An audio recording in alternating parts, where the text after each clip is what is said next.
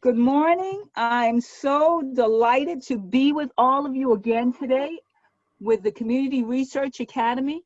I see that today there's a few new people on the line, so I welcome you. And if you could just give us your name, just give us a shout out to who you are, just as for the new people today.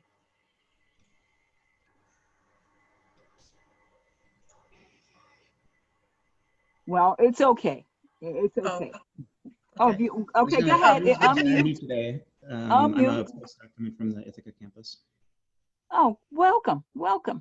I'm Reverend Dr. Lula Mae Phillips from the CTSC, Clinical and Translational Science Center. So welcome. Thank you for coming today.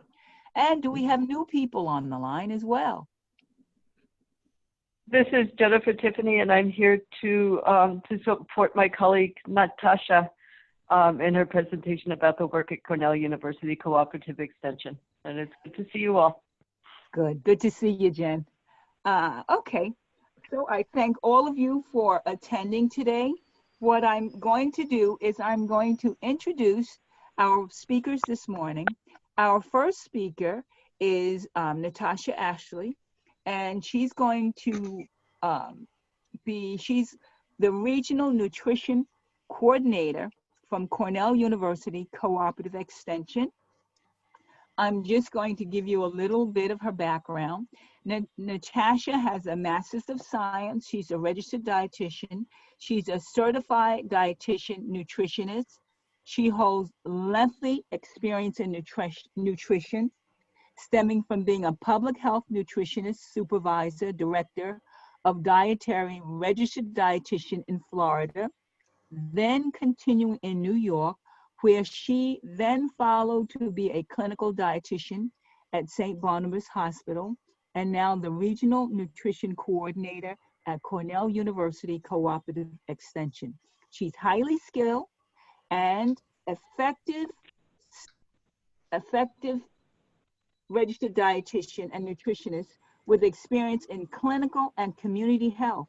She is skilled in evaluating nutritional health and wellness of clients from diverse backgrounds, developing achievable dietary plans, and implementing plan compliance. Ms. Ashley has built a dynamic rapport with her clients, driving personalized health initiatives for improved quality of life. Today, Natasha Ashley will be talking to us about nutrition at development, which is in part a preparation for a clinical trials. So we will welcome Ms. Natasha Ashley. Thank you so much, Lula Mae. Thank you everyone for having me. Good morning, good morning. Thanks for that introduction. Again, my name is Natasha Ashley and I'm a registered dietitian and also the Nutrition and Health Program Coordinator for Cornell University Cooperative Extension, New York City, specifically Brooklyn and Queens region. So I am going to go ahead and share my screen and get everything started. If you all have any questions for me, please feel free to raise your hand if you'd like, and I will be able to answer your questions, okay? All right. So as Lula Mae said, I'll be presenting to you about nutrition and health research in the community. And then at the end, I will discuss some app development that's been going on in partnership with the CTSC. So just a brief background of Cornell University Cooperative Extension, New York City. For those of you who may not have heard of it, it is funneled through the College of Human Ecology through Cornell University. CUC NYC has a hydroponics, aquaponics portion, 4-H youth development, family youth and development, and what I am a part of is the nutrition and health program. In the nutrition and health program is the expanded food and nutrition education program, also known as EFNEP. And what we do is give nutrition education to families in the community for free. This nutrition education is given through 3 different curricula. That's what we use here in New York City. One of them is Eating Smart, Being Active. That's the one that we use mainly for our adult participants. Choose Health, Food, Fitness, and Fun, also called CHIF. That's what we use for our youth participants. And that goes from 3rd grade all the way up to 12th grade. And also Healthy Children, Healthy Families. And that is a curriculum that is based on parenting education and nutrition education as well. And I'm going to discuss that a little bit more later on. So what is EFNEP? It is a federally funded program through land-grant universities. And our land grant is through Cornell University. In other states, they have other universities that they have the grant through. For example, like Lula May said, I'm from Florida. We have an EFNEP program there, and it's through the University of Florida. So most of the states in the United States have this land grant and have the EFNEP program. We recently celebrated 50 years in 2019. So we've been around for a long time, and we've been giving out nutrition education to participants for over 50 years. So what we do is we give nutrition education through people who are from the community. People who have taken these workshops before now become community educators. They know what the participants consume. They know what they want to learn more about. And so then we have them as peer educators. They deliver group and individual nutrition. It's mainly group nutrition here in New York City, a little bit further upstate. They do one-on-ones. And it's tailored to the needs of those families and those communities from which they live. And that's what I said a little bit earlier as well. Especially now during the pandemic, we have been doing virtual workshops. A lot of things have been going on virtually. We have our paperwork that is now virtual. Before, they would have to do their paperwork on actual paper and take these different items, like when they're doing food demos, they would have to carry that with them on the train system. But now that we are working from home, they do everything virtually, which is a plus to this. And so there are interactive sessions, 8 to 10 interactive sessions that are supported through improved behaviors, such as food safety, food preparation, food resource management, and other key nutrition topics. And these nutrition topics are taken not only from what the participants wanted to learn, but also from things like myplate.gov and also from the dietary guidelines. And we know that the dietary guidelines 2020 is coming up very, very soon. And so once that comes out, we have a team to evaluate and see what needs to be updated in our curriculum. We've also had longitudinal studies that show that behaviors are not only just learned at that time, but they're also maintained through a lifetime and across generations. We have educators here who've been CEs, community educators, for over 30 years. So their children have been educated there, and they've also become community educators as well. So again, EFNEP results in lasting change, and we have annual data that confirms that the graduates improve their diets, their physical activity levels, and they do a great job at doing so. So I just have some data here from what has been going on since. This data right here is from 1999 through 2018. And so the total adult participants, and this is in New York City, is 60,000. We have educated over 60,000 participants. We've reached 248,000 family members. Our program graduates are 50,000. And what I mean by program graduates is that our educators have a workshop series that lasts for 8 to 10 workshops. If those participants complete at least 6 of those workshops, then they have a graduation. They receive a Cornell certificate, and they're able to put that in their portfolio. So we have a wonderful 82% rate when we have our Cornell workshops. We also, like I said, have youth workshops, and we've reached 57,000, and those are our youth groups here, about 3,400. And just for the year 2017, 2018, our total participants were almost 5,000 in just 1 year. Family members reached 21,000. Our program graduation rate was 81% youth participants there. And on the right side, you can see what our racial background is. Mostly Hispanic and Latino, also 18% for Black or African American, 15% white, 15% Asian, 4% white, and then 1% Indian or Alaskan Native. And this is an example of the behavior questionnaire that we give our participants in the beginning of the workshop and also at the end of the workshop, so we can see what type of behavior changes they have had. So right here, you only see 6 questions, but now we've updated it. It was before 30 questions, but now with some updates, it's now 33 questions. And you can see some of the questions here. Some are like, how many times a day do you eat fruit? How many times a day do you drink soy milk or any other milk? How often do you eat red or vegetables? And so there are other questions on there. For example, do you check the cupboard before you go grocery shopping? How often do you thaw your foods on the counter instead of in the refrigerator? So there are different subjects with this questionnaire, and we're able to see what the behavior changes are from the beginning of the workshop to the end of the workshop. And this is where we get some of the data from. So in just 2017 to 2018, 76 of participants showed improvement in one or more food resource management practice. And that's, again, checking to see if you have what you need before you go grocery shopping. We call that planned shopping and saving, clipping coupons, seeing what any deals are once you get to the grocery store. And that's what we call, again, food resource management.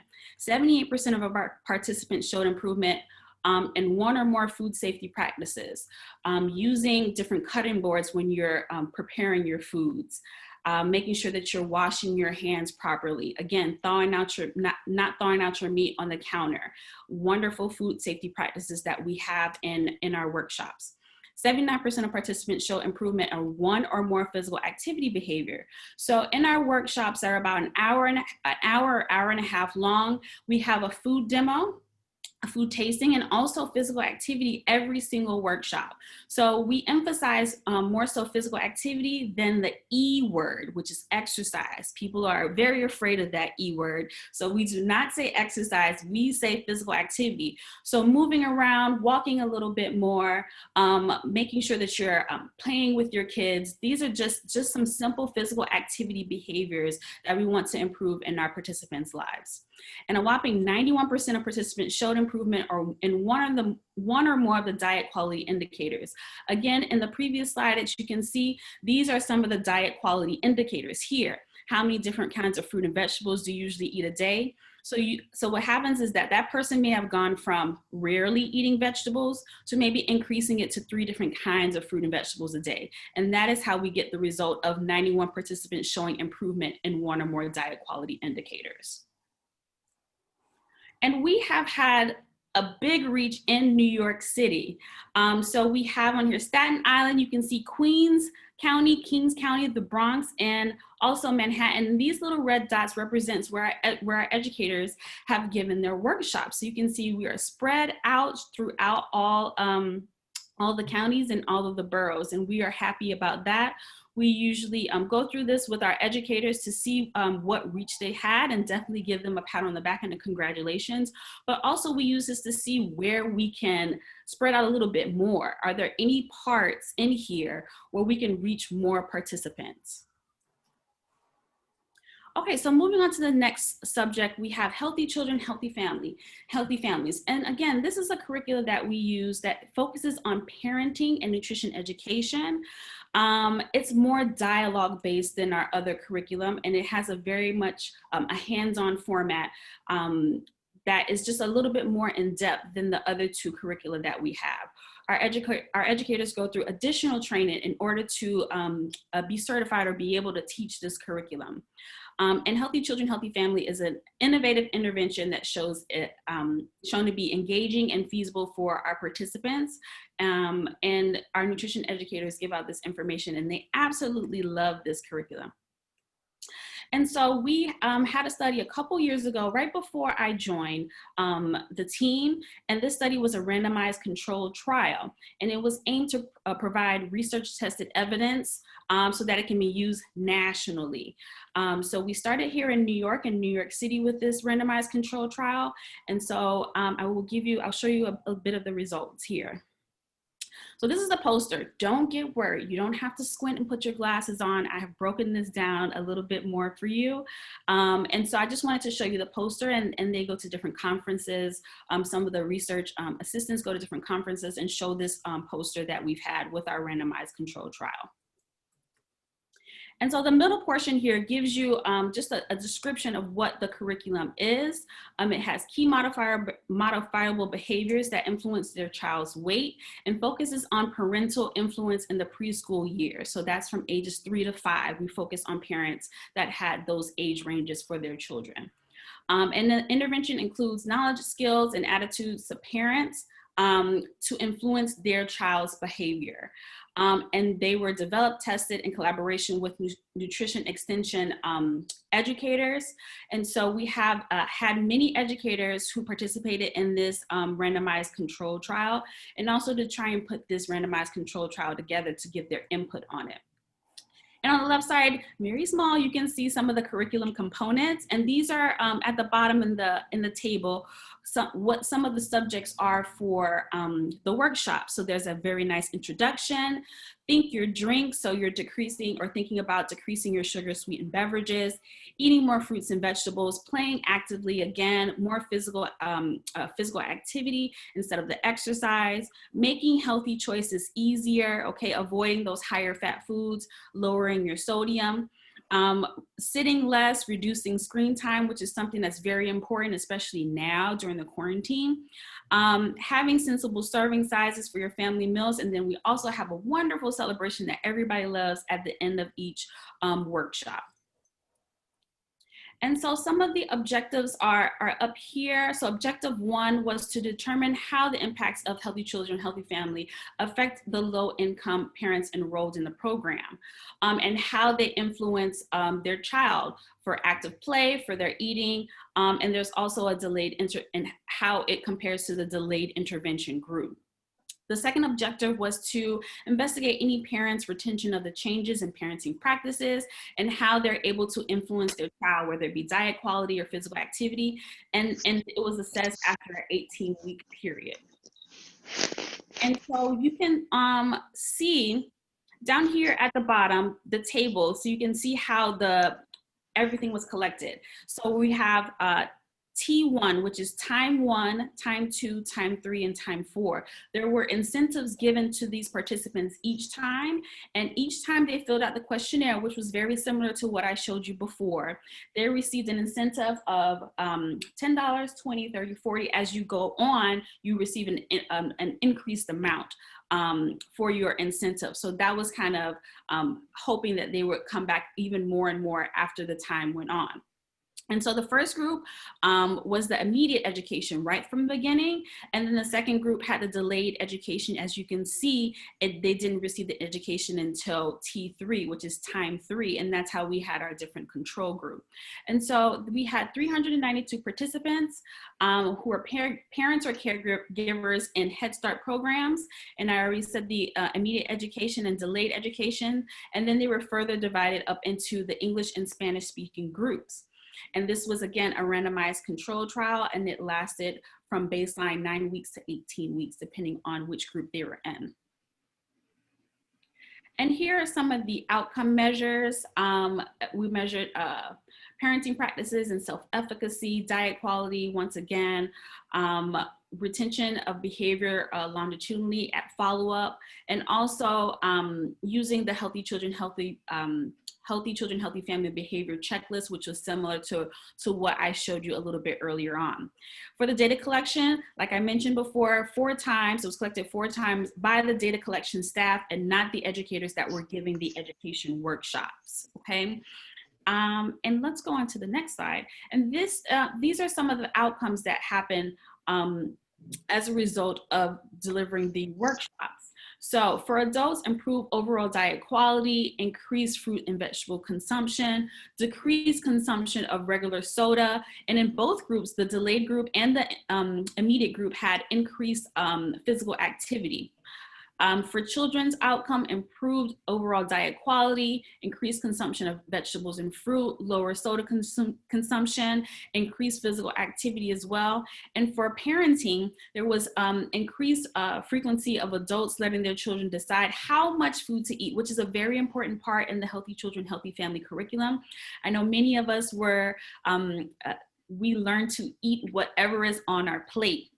which is essentially not what we're supposed to be doing. We want to make sure that our child is making those choices and know when they're full or when they don't want it, or when they are don't want any more food. And so this is one of the parenting outcomes.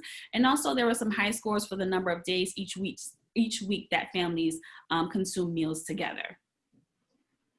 And so the conclusions are that graduates in the Healthy Children, Healthy Family curriculum in this randomized control trial significantly had improvements in overall diet quality for both themselves and their children. And we wanted to make sure that we had both. And also they retained this information over time.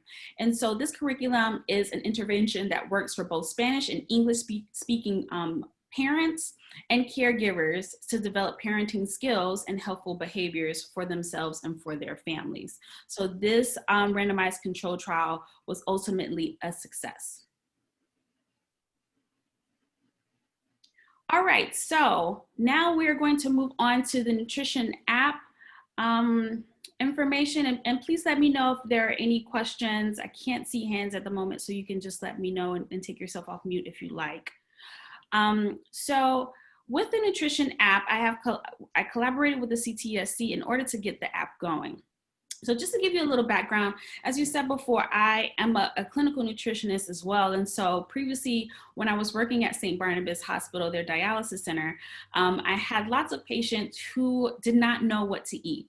Now, the renal diet is very, very restrictive. You can't have a lot of fluids.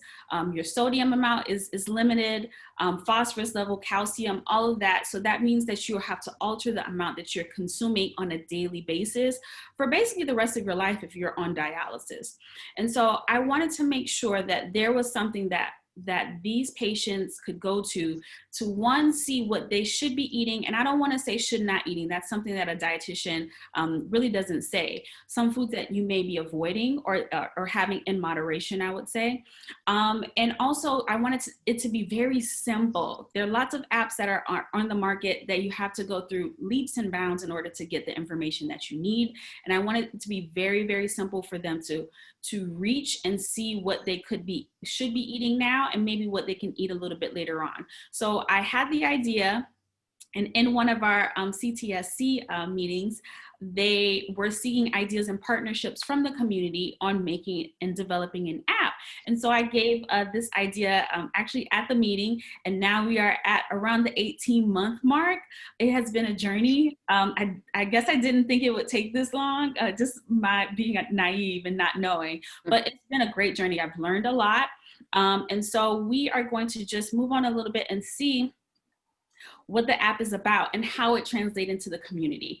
Again, I wanted a simple two-step process to get the information that you need and get right there, okay? So in the beginning, with the app, you add in your height, you add in your weight, your sex, and also if you're diabetic and non-diabetic. So we decided to go with this medical condition first, and then add on renal disease, possibly hypertension, and any other type of medical conditions a little bit later on. Once you sign on and put in this information, an equation is suggested, and then it gives you the macro and the micronutrients that you need for the day. So for example, for diabetics, it'll go through the grams of carbohydrates that you need for the day based on the system. And later on, it'll, for example, for renal disease, it'll give you a specific amount that is suggested if you have renal disease or if you have hypertension. Once that is completed, you can scan your foods, and then you get a very easy answer right then and there. I wanted it to be simple again, red, yellow, and green. And so this is what we have. So I am going to do a live demonstration right now. This is my baby, and so we're going to see how it goes. And I have a couple of foods that I'm going to scan so that you'll be able to see it in real time what we are consuming. So the first one I am going to show you will be this brownie brittle right here. I'm going to scan that one first, and then after that, it'll be these wheat thins as well, okay? So let me go ahead and pull this up. Just bear with me while I make sure that I am sharing my screen with you all. Thank you all for being here and bearing with me.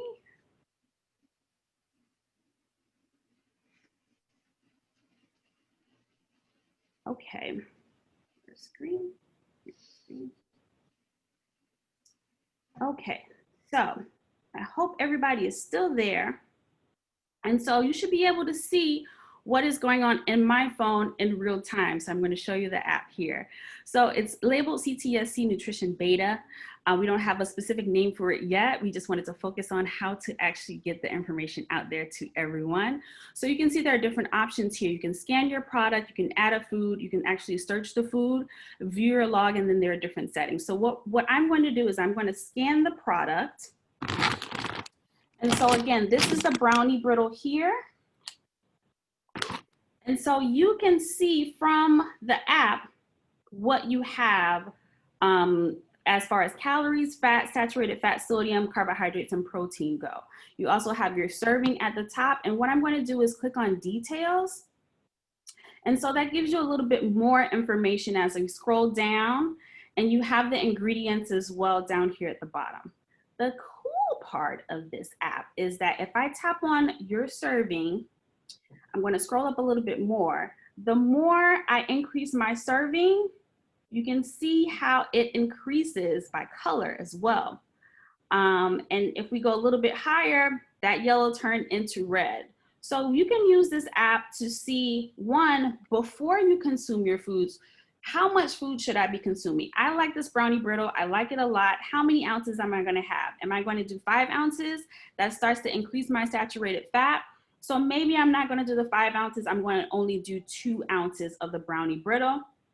I hit done here, go back, and then I'm going to save it. And you can see that my brownie brittle at the bottom has saved into my log. And so that's an important portion of it, because I am going to go ahead and I am going to scan my wheat thins, as I said I was going to do, and just add on to it.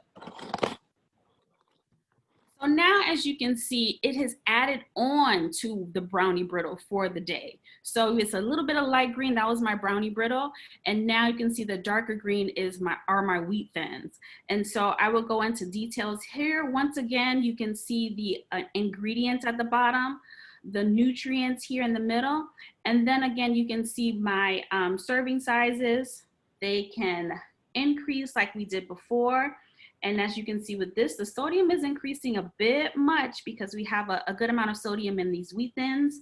And then if I want to eat 96 pieces of wheat thins, I can definitely do that, but that's going to increase my sodium amount. So I'm just going to scroll down a little bit more. Maybe I only had 12 pieces. Hit done. And then I am going to say this. And so at the bottom, you can see that I have my brownie brittle, and I also have my wheat thin crackers. And so you can kind of build on this a little bit more. And I'm going to stop sharing. I hope you enjoyed the presentation of that. And I'm going to share once again my PowerPoint presentation so we can just go back. So.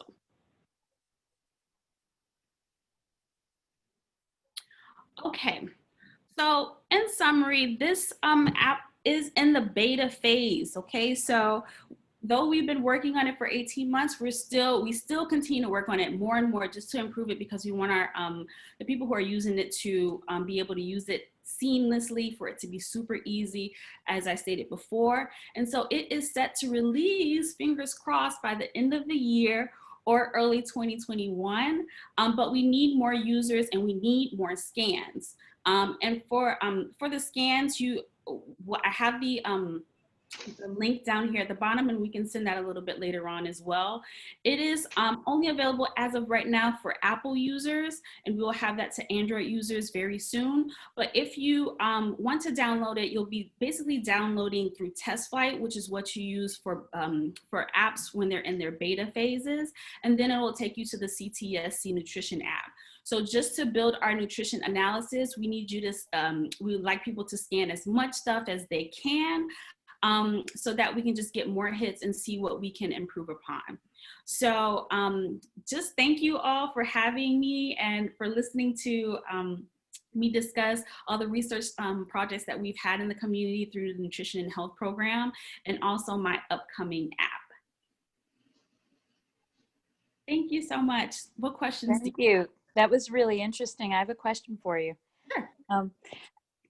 I can see how that app could be used, but practically in your own life, when you're cooking, you're putting all kinds of ingredients into one thing. Yes. It seems that it would be really tedious to try to load that because it's easy to kind of forget as you go what you're adding. Yes. So in the apps feature, it's not technically in here at this moment, but we had a meeting with our team last week about how we're going to put actual meals in there. So you should be able to actually create a meal and save the meal in your log so that you'll have a favorite and be able to just reuse it over again. For example, lasagna. You'll be able to put the ingredients in for your homemade lasagna and just save it in there as a favorite, so you'll be able to just upload that as you go. Okay, thanks. You're welcome. What are the questions or comments you have? Okay, I saw a hand somewhere from Larry. You can go ahead and speak. Hi, Larry here. I believe TestFlight has an iOS simulator, so you can run the app, might be able to run the app on Windows. Oh, It's worth looking at. There are emulators in general. TestFlight might not, but other simulators do exist. A lot of programmers want to test on a Windows and iOS app. Thank you so much for that suggestion. It's greatly appreciated. Agnes, I have a question. Appreciate it, hell. My comment is want it, need it, gotta have it. Great. It's great to hear. You can go ahead, Alejandra. Thank you. Sorry, I'm a little slow and I could not figure out where to raise my hand. It's okay. So Natasha, great presentation. Thank you. I'm curious what kind of food scans in particular, if any, you're looking for. Any and everything. Scan everything in your homes. Sometimes the hit rate isn't as great as we would like for it to be.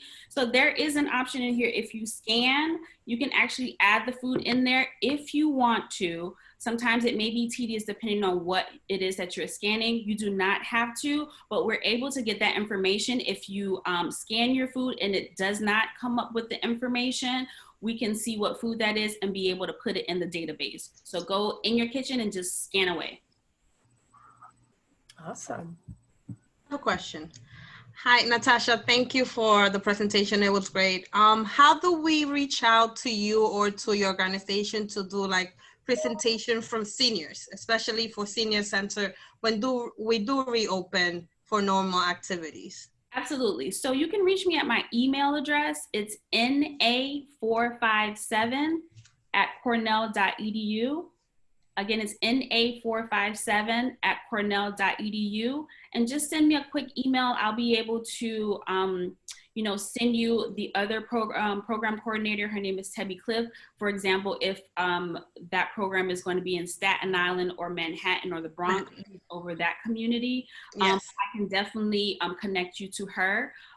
So definitely email me if you have any questions. Perfect. Thank you so much. You're welcome. Okay.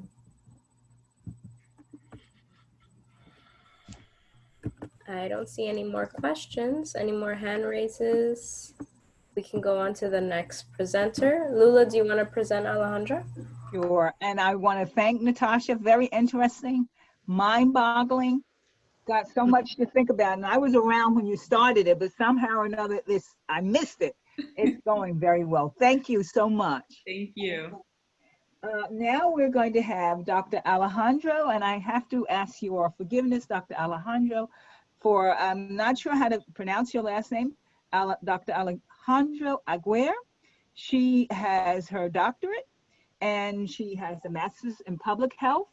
And Dr. Aguirre has over 18 years of experience in public health practice and research in community engagement and community-based participatory research, health education, and health literacy.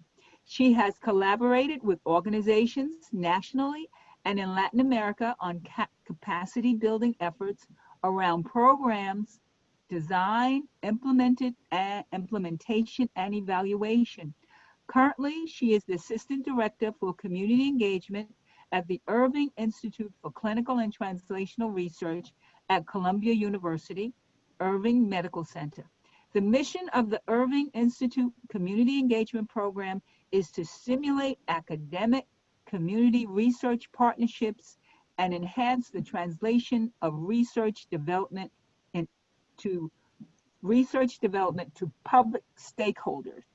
I think I got it right. So thank you so much, Dr. Alejandro, and welcome. We're waiting and anticipating what you're going to say today. And now you've made me nervous, Lula. Oh, sorry. Well, thank you so much for the introduction. I do apologize. I think I didn't realize it was that long. So I apologize for that. And let's get into community engagement and community-based participatory research. A topic that is very near and dear to my heart. It's basically been in every single position that I've held in my professional career. So it is a personal and professional pleasure to be here with you this morning and talk to you about this. So we're going to quickly go through a review of community engagement. What is it? What does it encompass? Where does community-based participatory research fit in that community engagement continuum? I have an example to share with you on CVPR, and then I'd also like to feature another CVPR activity, Photo Voice, as a taster of what's coming next week with Dr. Liz Cohen, who will be providing a much deeper presentation on Photo Voice as a participatory method, research method. So I thought to start the conversation, we could just share on how do you all work with your community? Who is your community and how do you work with them?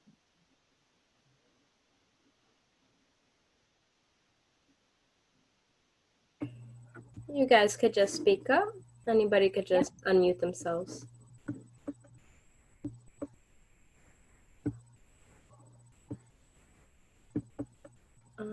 So I should mention to you that I have taught CVPR, so I don't hesitate on starting to call on folks. Hello? Yeah, go ahead. Okay. Hello. My name is Ikenna Atraby, and so I guess I would say I work with multiple communities. And so like I'm originally from like Newark, New Jersey. And so we actually have a CVPR group called the Newark Community Collaborative Board, in which we do community-based research, or community-based participatory research, as well as, but I live in New York City. I lived in Harlem for the past couple of years. And so, in New York, I'm involved with the Community Coalition for Mental Health, which is an initiative that's at Columbia University, where I work. And so I work at the department. I work at the Mailman Department, the School of Public Health. And within the School of Public Health, I'm at the Department of Socio-Medical Science as a community health coordinator. And so like, that's how I work with my community. So it sounds like you work with several different communities. Yes. Mm-hmm. But in a way, it's kind of still the same. Like it may be several different communities in terms of geographics, right, but still kind of the same community. In terms so although they're geographically separate, what ties them together? For the most part, like I would say like socioeconomic status. in terms of like with the individuals that make up that community, that I work closely with. I would also say, like, for the most part, similar demographics, like in terms of like ethnic backgrounds. Right. Right. Thank you, Ikena. That's a great starting point because you are starting us off with a conversation of, what is community, and defining our community is very important in this work so that we know who's interested, who's being affected by the health topic or the topic of interest. And as you pointed out, a community could be based on geography.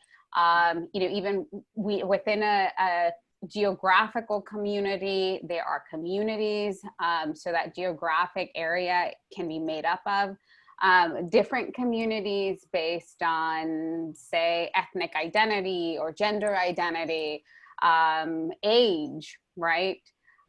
Certainly there are some of you that are working with the older adult community. And so I think we can all think about the different communities that we belong to. We typically belong to multiple communities, and we can draw from our own experience in terms of identity when thinking about working with a community. That communities are quite complex, and it's important for us to know, who makes up those different communities, because it does have a role in the way we work with those communities. So there's different ways of working with community, and this chart shows the community engagement continuum. And I'm sure you've heard of outreach. There's some community involvement there. It's usually, one directional, meaning we, as practitioners, whether it's clinicians or we are involved in a nonprofit community-based organization providing a service. Typically, outreach is promoting the services that we are offering and we're promoting it, to the individuals who can make use of those services, who we want to target. It provides community with information. And the outcome of outreach is that it establishes communication channels and channels for outreach. The primary purpose is to inform our stakeholder community, our target community, that we're there, this is what we're doing, and this is what we have to offer you. And then moving along the continuum, there's a consultation or consult. This involves the community a little more. The communication flows to the community and then back. For example, when we do some sort of formative work of doing, say, key informant interviews, or we might do a focus group. We might form an advisory committee that they can give us feedback on our work and how we want to roll it out to the community.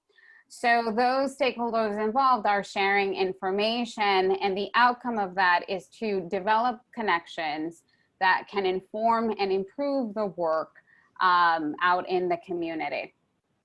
And then there's involvement. As the term implies, now there's starting to be bidirectional communication. It's not only sharing of information, but also, listening to those that are providing insights on their community and on the work that we'd like to do with the community. Now there's some cooperation among the parties involved in the project because there's greater participation with the community on those issues interest. Now, granted, that issue of interest may not necessarily be an issue identified by the community. You know, it may be an issue that is important to our employer, whether that's, you know, a research institution or a nonprofit or a funder. But that may not necessarily be an issue of importance to the community. Yet we're still seeking, and they are involved in the process of informing the approach to addressing that issue. And then as we move along, there's collaboration. Also, there's much more community involvement. There's a robust communication flow is bidirectional. They're starting to form partnerships, these parties involved, and in working together on different aspects of the development of the approach to the solution of this issue. And the outcomes of a collaboration is that you're partnership building. And this is when we actually start to build trust with those that we're working with, which is key to effective community engagement, and certainly the basis for community-based participatory research, which is what, when we get to that last box of shared leadership, CVPR really is in this last box. It's more than collaboration. It is shared leadership. It is strong bidirectional relationship. So whereas in collaboration, we were talking about bidirectional communication, under shared leadership, there's bidirectional relationship. So what does that mean? It means that all parties have an equal stake in the project, in the issue at hand, and the approach that's being taken. That all aspects, for example, of a research study, that all parties are involved in every single phase of carrying out that study. So it's much more involved, it's equitable, it has capacity building built into it. The decisions are made at the community level by those involved in the project, not just, for example, in the case of research, by the principal investigator. That is typically the academician. There's shared decision making. And in order for this to be successful and effective, entities have formed strong partnership structures. And so we'll get into that, what that means by structures, and involves the way your governance is structured, conversations as to, for example, how the funding is going to be shared, who is going to do what, so roles and expectations, all the way when you get out into dissemination, how are you going to inform other stakeholders about the work that you accomplished, and it's in addition to publishing it in academic journals, how else will you make this information relevant to the people affected by it? And so it's having those conversations and building those structures for an effective shared relationship. So the outcomes of CVPR is broader health outcomes affecting the broader community and strong bidirectional trust building. And so, I think certainly our work can span from outreach to shared leadership. From my own, current experience as the assistant director for the community engagement resource, which is Lula May's counterpart at Columbia,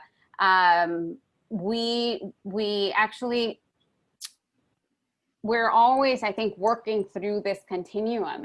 It depends on the the scope of the project, where are we, what stage of the project. For certain projects, we may need to start in the consultation phase or the involvement phase and work our way up to shared leadership.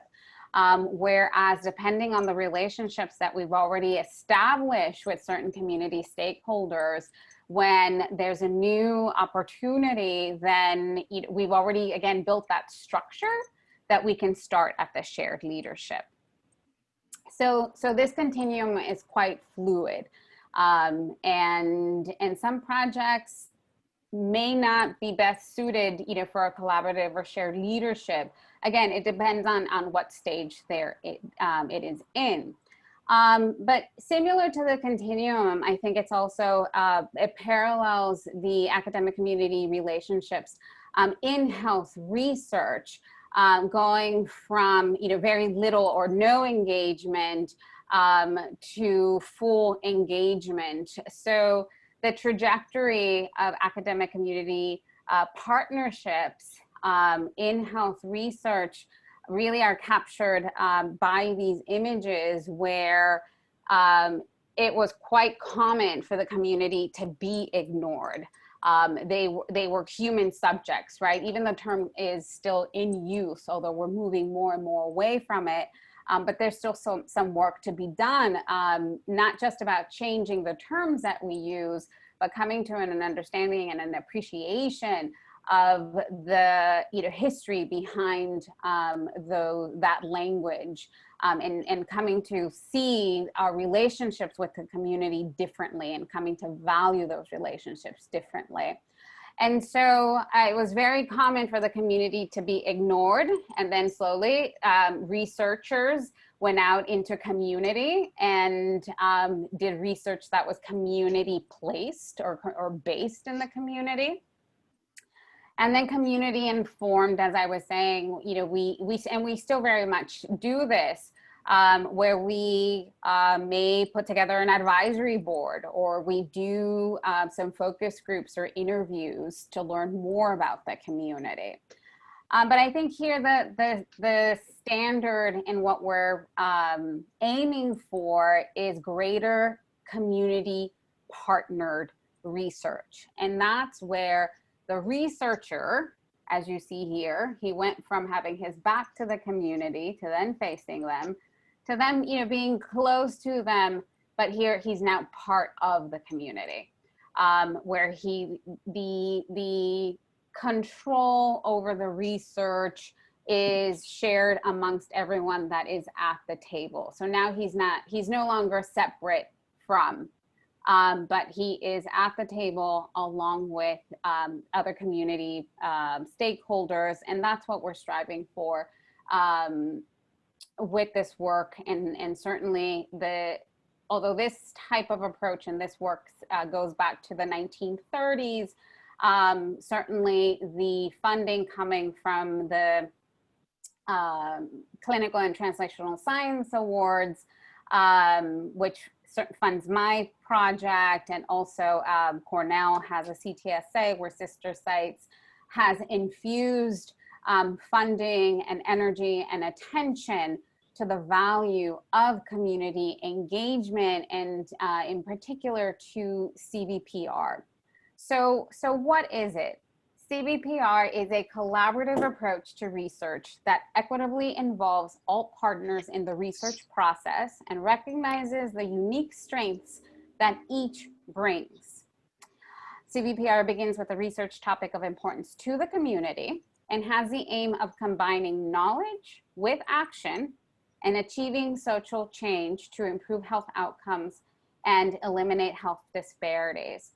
So again, to underline the attributes of CVPR, it's an equitable approach. It involves all the partners in an equitable way.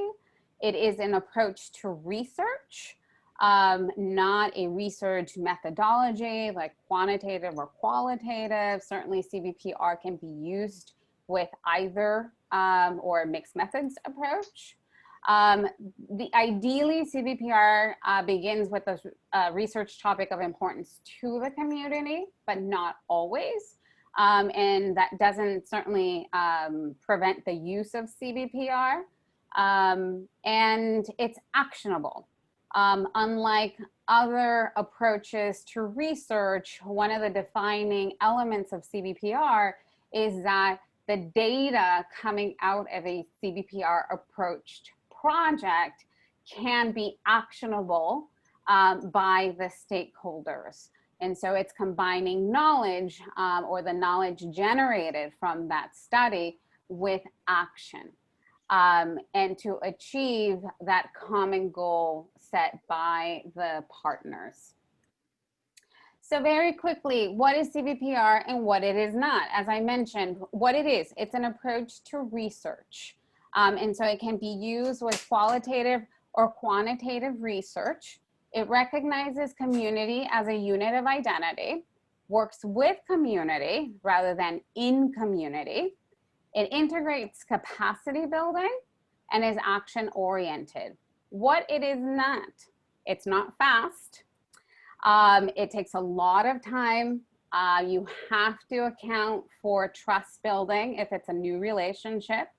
I would not say it's easy, again, because they're so, because you're building relationships, you need to form common language. You're all coming from different backgrounds and different disciplines. You have to leave room and time to come to a shared language and understanding of each other's work.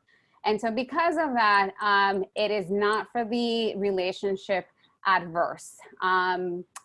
You know, these relationships are for the long haul, and so they take a long time to do. So why practice CBPR? CBPR can contribute to social justice and health equity by addressing locally identified needs and priorities, making research relevant to the stakeholder community, and ensures that research findings are applied to the community. Traditional research does little to build trust and respect between researchers and community involvement can lead to scientifically sound research. There's proof of that. There's evidence of that. Whereas traditional research, meaning that research that excludes the community, approaches, excuse me, have not eliminated complex health disparities, whereas CBPR has shown that it can start to address those root causes. So let me just do a little time check. So there are the CBPR principles that we're always striving to achieve. And as I mentioned, CBPR recognizes community as a unit of identity. CBPR builds on the strengths and resources within the community. So it's very much asset oriented. CBPR facilitates collaborative, equitable partnerships in all research phases, involves power sharing, a process.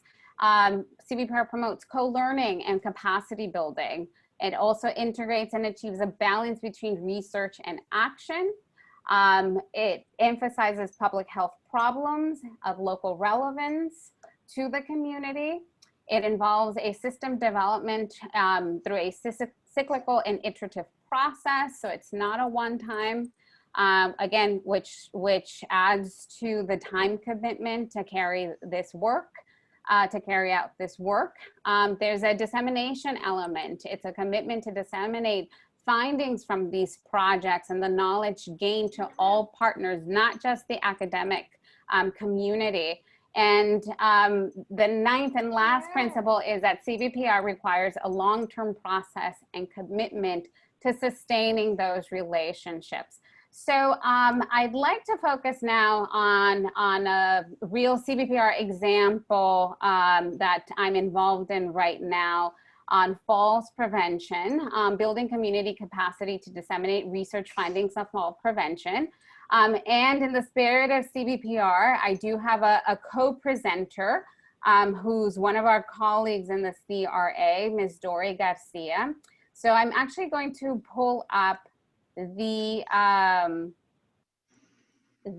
poster on the project. We actually just recently, it did not change, did it? I know why. So we recently presented this poster at the annual conference of the Patient-Centered Outcomes Research Institute. Let me see if that'll work. Yeah, Mom.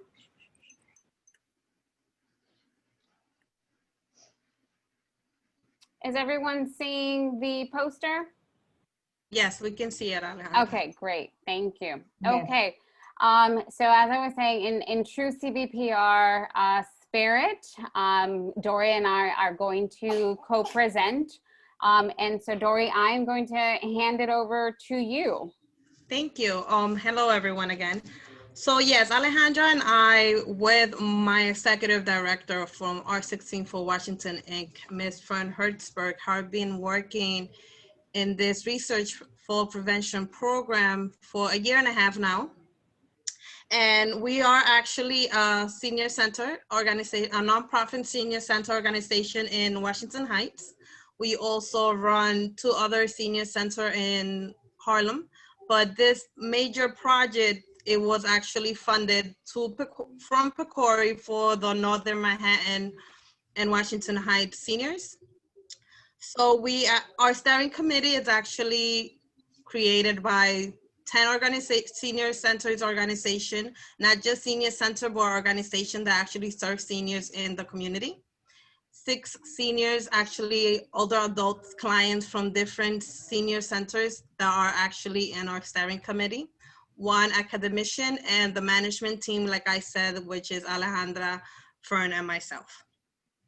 We had focus group participants made out of older adults clients. Mostly, most of them were, 85% of them were women, 73 were Latinos or Latinx, and actually most of them were in their 60s and 70s. And we came up with this, these research for fall prevention. It was actually a topic that the seniors were interested in. They wanted to know how can our classes of fall prevention that are actually offered in every senior center and sponsored by the Department of the Aging, that is actually the one that gives the contracts to all the senior centers, can help them strengthen their muscles, or how to prevent the falls that can actually create more impact in their life. So the issues were, like I said, issues can have a devastating impact on quality of life, yet fall can be prevented with behavioral environmental changes. Our approach engage multiple sector stakeholders to build capacity among senior services providers to disseminate the evidence-based program, like I said. And the seniors were really happy. They were learning. A lot of them, even they were very, very organized in the community and knew a lot about the senior centers. A lot of them did not know that every senior center offers 2 to 3 fall prevention programs a year that they can actually take for free. They just have to be senior members, and they'll be able to take these fall prevention courses that will help them throughout their life. So our steering committee actually gets together monthly to see how we're gonna disseminate the same language throughout the community, throughout all the senior center, for every senior to understand that every senior center is actually creating this project and these classes for them to learn more about fall prevention and how they can prevent all those falls that are creating different challenges in their life.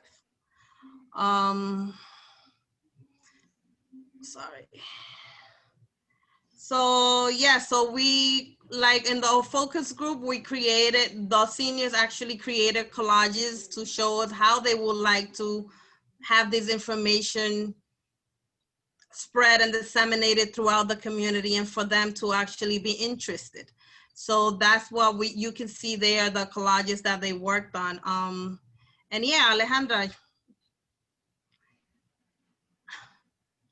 do you guys have any questions, or Alejandra can continue with the rest of the? Okay, great. Thanks, Dory. No problem. So in the interest of time, I want to highlight some of the engagement activities that we've done and how the project has applied the CVPR principles. So for example, starting with project innovation, the topic of falls prevention actually came from the older adults. From the clients at ARC. There's a great story. They were actually working on a different study on metabolic syndrome, and the older adults who were participating in this project, were asked how they would like to continue, and they were very frank, and they said, yes, diabetes, high blood pressure does affect us, but what we really care about is preventing falls. And so it came from the community. It was a priority for our older adults, and therefore we focused on it. On setting up structures for your partnership. We have a steering committee that has decision-making power. We drafted our governance practices with them, and they approved those governing practices. And they've also been involved in every aspect of carrying out this project. And just quickly going to lessons learned that we've done, and we've, out of the engagement activities that we've put into practice, what we would share with everyone is to make use of group facilitation techniques, because it'll facilitate the participation of all members. We also model co-roles among Dory, Fern Hertzberg, who's the executive director and the project lead for this project, and myself, because it exemplifies the value and contribution of everyone, including all the members of our steering committee. We also create an inclusive environment for all to express their ideas. And that may actually mean that we will hold separate meetings of a particular, community within our broader, senior community to make sure that we are hearing them and that we are capturing their experiences and their insights as well. And lastly, we foster project ownership up among the steering committee members. And it's been this ongoing progressive process. So if you remember, I did mention that this is an ongoing iterative process. It's cyclical. And we're always part of that ownership, fostering of ownership, is that we highlight the contributions of the committee towards meeting the milestones. And I'm very happy to share that in this last meeting that happened last week, they actually, our members, our steering committee members, brought up that they wanted to continue. We still have about 7 or 8 months of the project, and they're already thinking of our next steps. As a coalition, how do we continue the work that we started through this project? So for us, we were thrilled to hear the commitment and the ownership that they feel for this project. And I see that Jessica has a comment or a question. Since the seniors were the ones to bring up the topic, they were very much invested in participating, then if it was brought to them, exactly that. Completely agree, which is exactly what happened. They were asked about diabetes and high blood pressure, and then they came back and they said, yes, those are needs. They weren't arguing that they weren't needs, but that was not their priority. So there was certainly much more buy-in because it was a priority for them. Dory, anything you'd like to add? Yeah, I wanted to add that yes, they are very more interested in the fall prevention. They're being in every single meeting that we hold for almost 2 years. They haven't missed one meeting. And when they actually pick the fall prevention, other than any other medical condition that they might have, they said that diabetes and high blood pressure and all of that, they already have medication and things that they know that they have to do and that their doctor can teach them or show them. But when you fall and you break your hip or a bone, that when you're older, it's so hard to recover from it. So that was something for them to actually learn how to prevent it, was something really big for them. Right. Absolutely. So I want to stop here just to check in if anyone else has comments or questions, and then we'll see if we have time for the photo voice video. Yes. Hi, my name is Francie Scanlon. So a quick comment, as many of you may know, the New York City Department of the Aging, as per the federal regs, every 10 years, every senior center has to resubmit for a 10-year budget allocation.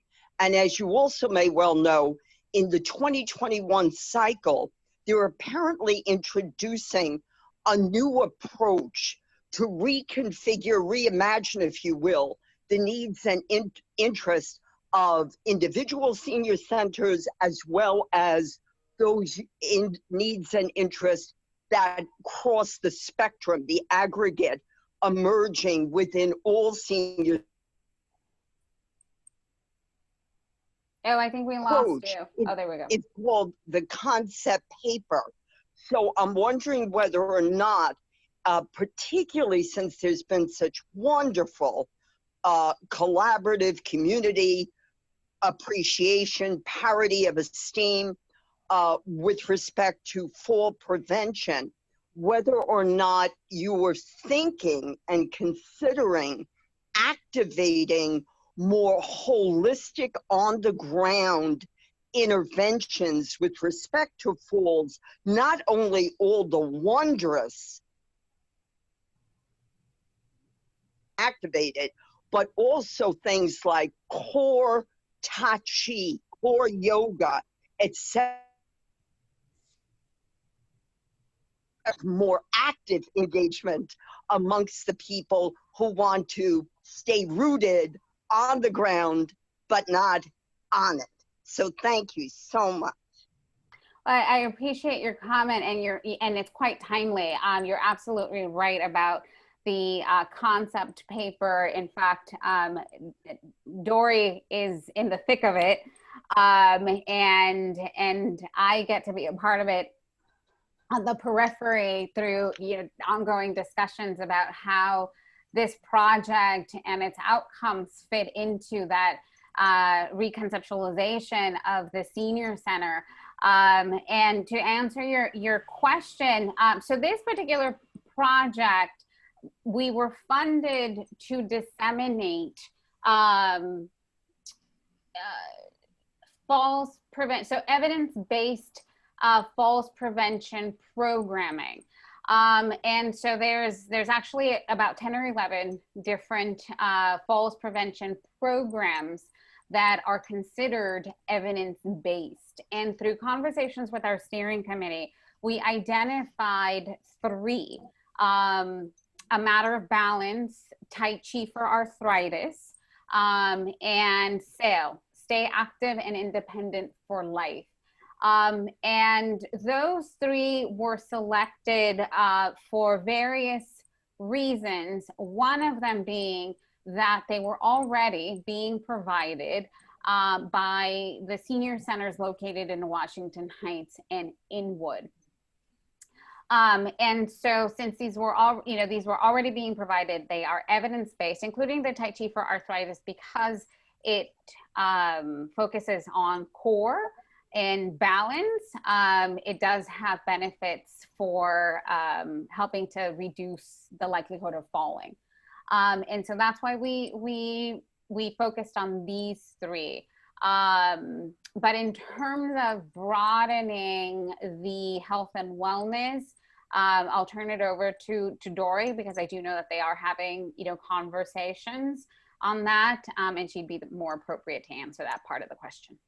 So, Thank you. Thank you. Yeah, no problem. So as of, yes, we did receive the concept paper where a lot of the senior service providers are seeing if they might be hold or something. Like, we haven't received the RFP, but in the concept paper, it does say that since no one was ready for the pandemic and COVID to hit the way it did, we didn't see how much important it was for our seniors to actually be at the senior center to socialize with one another. Now with COVID and everything, trying to do everything virtually, and knowing that 85% of them don't have the technology of the service to actually participate, to continue with the services that we were providing, we're trying to see how else can we do our programs when we do come back to actually being in person, to actually reach those that are home, that are bed bound, that cannot, that are still scared to come out. So in a way, it gave us more freedom to think about having two different programs, or actually offering the program in person and virtually as well. So those that stay home can participate as much as those that actually come to us. Great, thank you. No problem, you're welcome. And I completely agree with you, Francie. Broadband is health, and health as well. I completely agree. I think the pandemic has shown how it's an essential service now for everyone. And so not only does everybody need to have access to it, but everybody needs to know, how to make use of it, know how to use the device. Because, I'm glad that Jessica, the clients you work with, have gravitated to online Zumba and chair yoga. Unfortunately, that's not what we've seen with the majority of clients at ARC and several other senior centers in Washington Heights and Inwood. Clients aren't up to speed, no pun intended, with having access, and if they do, happen to be in a household with internet, they're not comfortable using a computer or any other device to log on. So certainly for us, that this was also a finding of this process, and the process of shifting, for Dory and her staff, from shifting from in-person to online, and realizing that this is actually for us quite a hard to reach population. Yeah, so actually Jessica is the manager at one of my Central Harlem locations. So that's good that senior center is experiencing. Yes. Yeah, that's good. Right. So it is 12:03. We are over. So I appreciate everyone staying on for those 3 additional minutes. For Photo Voice, what I'll do is that I'm actually going to send Agnes a resource page if you are interested in learning more about community engagement and CVPR, and I'll include links to Photo Voice. It's a great CVPR approach, and I hope to join you to listen into next week's presentation by Dr. Liz Cohen on Photo Voice. But thank you all for listening. Thank you, Dory, for co-presenting with me. I hope this was fruitful, and Agnes, I'll pass it on to you. Okay. So I don't see any more hands or any additional comments in the chat, but if anybody wants to say anything, they can just speak out. I see a hand from Larry. Oh, you're, sorry, early days, we were talking about actually doing research, that the photo project was supposed to be the launch point for maybe doing things, either individually or teams. I think Dr. Phillips is working on it and thinking about it. Is there any more information on where that is longer term?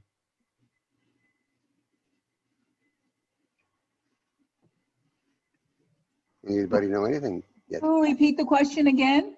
Hi, early days. I think there was some suggestion that when we do the photo project and some of the other things, by the time we're done, we're actually going to use it as a launch to do research, not just an academic project to show how to set a project up. Yes, you will be. We're going to walk you through the steps, and hopefully by the time we're finished, you'll be able to actually do a project, a photo voice project, or we can even see if we can tie it in more with CDPR. So yes, we are working on that. That is our long-term goal. Some people— I'm just being irritated. I'll simply shut up for a few weeks. Sorry. No, that's okay. Some people have submitted photos to Dr. Cohen, and she's looking at them. And next week, in her presentation, she will include the pictures that you have sent her, and we will use that. So yes, we're working on it, little by little. But what I want to do is thank Dr. Alejandra and thank Dory for such— No problem. It was very enlightening, great information. It just makes me, all of a sudden, I'm thinking more and more about, really concrete ways of getting the community involved. And I love your photo voice project, because every senior center in the city needs to be doing that. And I think it would have a powerful impact on the seniors. Yes, because then they will be more in charge of their own centers. And I think that is so powerful. So I think you and Dr. Alejandra are doing a fabs job. So thank you so much. And I thank all of you. I've enjoyed everything today. I received a question from Mimi on the homework. The D, childhood obesity is a dead link. Can you clarify more on that? Oh, sorry. It was just that the homework that we had for this class, the D, it said, oops, this link is no longer available. Okay, I'm gonna have to double check that then. Yeah, just letting you know. Thank you. Before I had sent out the syllabus, all the links were working, but before that, I did have some dead links that I had to check up on. Okay. But thank you for letting me know. You're welcome.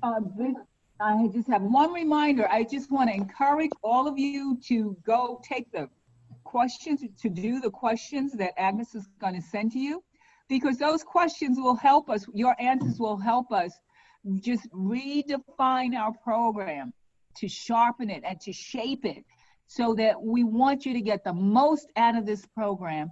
And answering those questions will help us to do that. So that is much appreciated. Thank you all. Thank you, everybody. Is there any more questions? I don't see anything. So if you have any further questions, just shoot me an email or shoot Lula May an email, and we could send them to Alejandra and Natasha if you have anything regarding the topics we discussed, or if you have anything for future classes. Okay. Thank you all. Will do. Thank you. Take Thank care. you. Bye-bye. Thank you. Bye-bye. Thank you.